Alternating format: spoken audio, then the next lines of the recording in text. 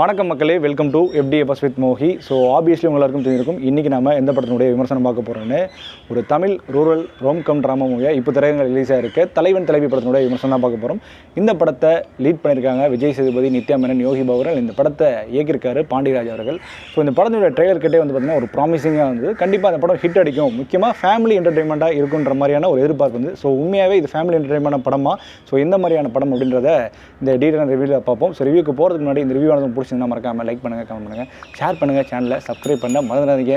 So subscribe பண்ணிங்கன்னா ரொம்ப எங்களுக்கு பெரிய சப்போர்ட் ஆகும். ஏன்னா பார்க்குற வியூவர்ஸ் எல்லாம் பார்த்துட்டு அப்படியே போயிடுறீங்க. ஸோ சப்ஸ்கிரைப் பண்ணிங்கன்னா எங்களுக்கு ஒரு பெரிய சப்போர்ட் ஆகும். ஸோ வாங்க நம்ம ரிவ்யூக்கு போகலாம். தலைவன் தலைவி இது நாம் வந்து பார்த்து பழகின ரெகுலரான ஒரு கணவன் மனைவிக்கு உண்டான சண்டை தான் இந்த படமே சொல்லலாம். அதாவது ஆகாஷ் வீரனும் பேரரசி இவங்க ரெண்டு பேரும் வந்து பார்த்தீங்கன்னா ஃபஸ்ட்டு ஆகாஷ் வீரன் வந்து அவர் வீட்டில் போய் பொண்ணு கேட்க போகிறாங்க.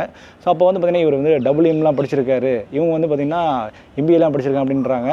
அப்புறம் ஒரு கட்டத்தில் வந்து பரோட்டா மாஸ்டர்னு தெரிய வருது. பரோட்டா மாஸ்டர் தெரிஞ்சப்பறம் இவங்க ரெண்டு பேரும் காதல் வயப்படுறாங்க. மிக முக்கியமாக பரோட்டா கொடுத்தே கரெக்ட் பண்ணிடுறாரு நித்யா மேனனை.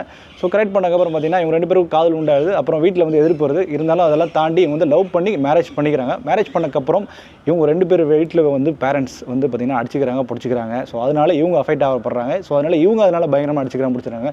3 நாள் வந்து அவங்க அப்பா அம்மா வீட்டுக்கு போயிடுறாங்க, 3 நாள் வந்து இங்கே இருக்கிறாங்க. ஸோ இது மாதிரி மாறி மாறி இருக்காங்க. ஸோ இந்த இருந்ததில் ஒரு பஞ்சாயத்து ஆடுது. ஸோ பஞ்சாயத்தில் எப்படி தீர்ப்பு வழங்கப்படுது, இவங்க ஒன்று சேர்ந்தாங்களா என்ற கதையை நோக்கி தான் இந்த படம் நகரப்படுது. இந்த படத்தினுடைய பாசிட்டிவ் பொறுத்த வரைக்கும் விஜய் சேதுபதி அண்ட் நித்யா மேனன் இவங்க ரெண்டு பேரோட காம்போ ரொம்ப சூப்பராக இருந்தது. கெமிஸ்ட்ரி நல்லா ஒர்க் அவுட் ஆகிருந்தது.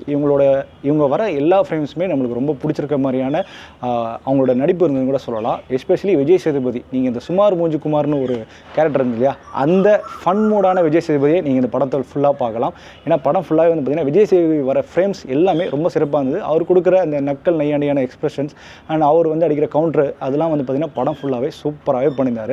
அண்ட் படத்தில் வந்து பார்த்திங்கன்னா நித்யா மேனன் அதுக்கு ஈக்குவலாக ரொம்ப அழகாக பேலன்ஸ் பண்ணியிருந்தாங்கன்னு தான் சொல்லி ஆகணும். அவங்களோட நடிப்பு ரீதியாகவும் இருக்கட்டும், அவங்களோட எமோஷன் ரீதியாக இருக்கட்டும், அவங்களோட லவ் லாங்குவேஜ் சொல்கிற விதமாக இருக்கட்டும், அவங்க வந்து பார்த்திங்கன்னா க்யூட்டாக அழகாக பப்ளியாக சப்பியாக படம் ஃபுல்லாகவே நல்லா ட்ராவல் ஆகிறாங்க. நான் மறுபடியும் சொல்கிறேன், இவங்களோட கெமிஸ்ட்ரி தான் இந்த படத்தினுடைய ஒரு பெரிய போனாக அமையுது.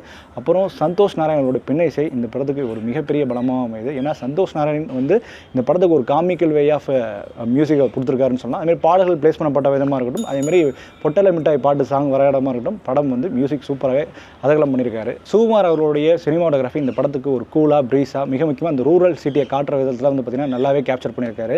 பாண்டியராஜ் அவர்களுடைய இயக்கம் பொறுத்த வரைக்கும் பார்த்திங்கன்னா அவர் வந்து பொதுவாக ஒன்றும் ஹார்ட் ஹிட்டிங்காக எடுப்பார், இல்லைனா ஒரு ஃபேமிலி என்டர்டைன்மெண்ட் எடுப்பார். ஒரு ஃபேமிலியை எப்படியாச்சும் உட்கார வைக்கிற மாதிரியான படத்தை கொடுத்துருவார். ஸோ அந்த வகையில் இந்த படமும் ஃபேமிலி உட்கார வச்சுருக்காங்க. மிக முக்கியமாக இந்த வாட்டி வந்து பார்த்திங்கன்னா ரொம்ப ஹார்ட் ஹிட்டிங்காக ரொம்ப எமோஷனலாக அழுது புலம்புற அளவுக்குலாம் விடாமல் ஒரு மாதிரி லைட் ஹார்ட்டடாக படத்தை கொண்டு போனதே ஒரு சுவாரஸ்யமாக வந்து அட் சேம் டைம் வந்து பார்த்திங்கன்னா அதுவே இந்த படத்தினுடைய ஒரு பெரிய பாசிட்டிவாக அமைதி கூட சொல்லலாம். ஏன்னா ஒரு கிளைமேக்ஸ் கிட்ட ஒரு சில சீக்வன்ஸ் மட்டும்தான், அதாவது அந்த சீக்வன்ஸ்ன்றது ஒரு சின்ன சீக்வன்ஸ் தான்.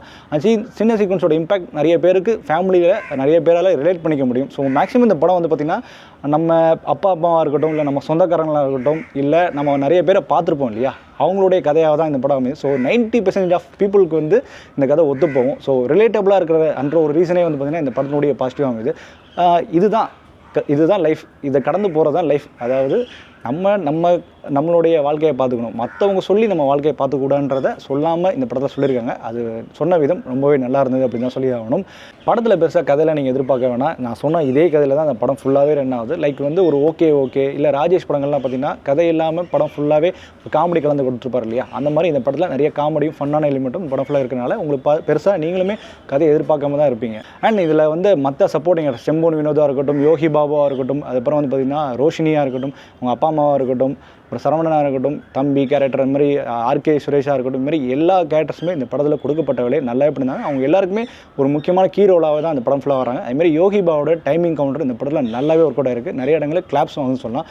படத்தில் ஃபன்னாக என்டர்டைன்மெண்ட்டாக ஃபஸ்ட் ஆஃப் செம்ம ஃபாஸ்ட்டாக போகுது, என்கேஜிங்காக போகுது. செகண்ட் ஆஃப் வந்து பொறுத்த வரைக்கும் பார்த்திங்கன்னா ஒரு சில இடங்களில், அதாவது படம் வந்து போயிட்டுருக்கு, ஆனால் வந்து கதை எங்கே ஆரம்பிச்சோ அதே இடத்துல நிற்குது அப்படின்ற மாதிரி ஒரு சில தருணங்களை ஃபீல் கொடுக்குது.